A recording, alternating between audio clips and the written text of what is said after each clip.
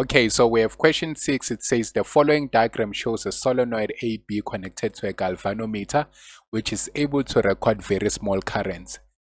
They say the magnet is now moved as indicated. So we can see the direction of the magnet here is inside the solenoid like that, going to the right.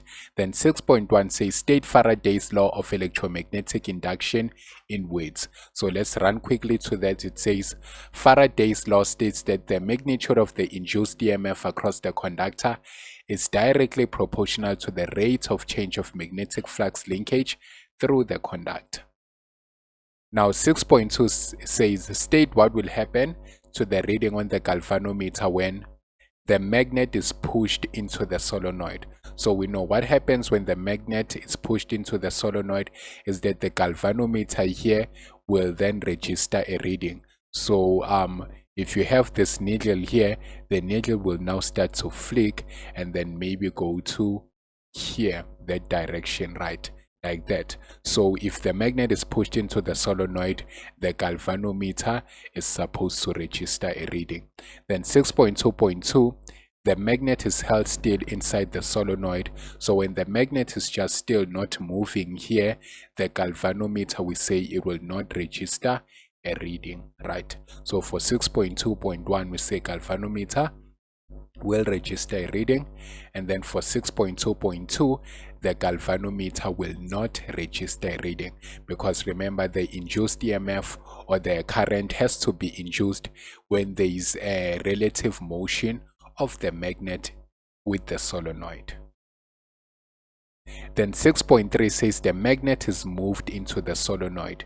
6.3.1 says identify the polarity of point A on the solenoid. So now we know that as the bar magnet is moved with this direction of the north pole here, it is supposed to polarize this point A to also be north pole, right? So the point A here will be polarized to be north pole, and then that means the polarity of point A is now what? North pole, right?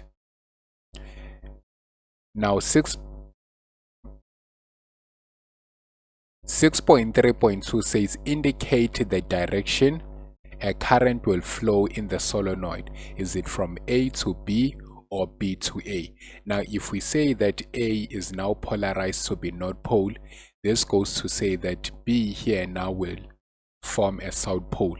If the current will now have to move here, we'll say the current has to move all the way from. So if we use the right hand rule for the solenoid, we know that the thumb will indicate the direction.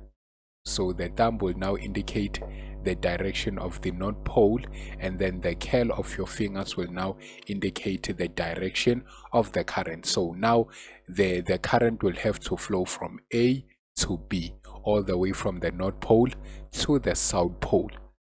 So this is A to B.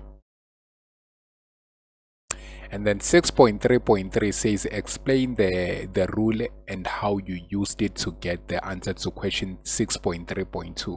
So as we have stated, it's the right hand rule for the solenoid. The thumb indicates the direction of the north pole, and the curl fingers the direction the current will flow in the solenoid.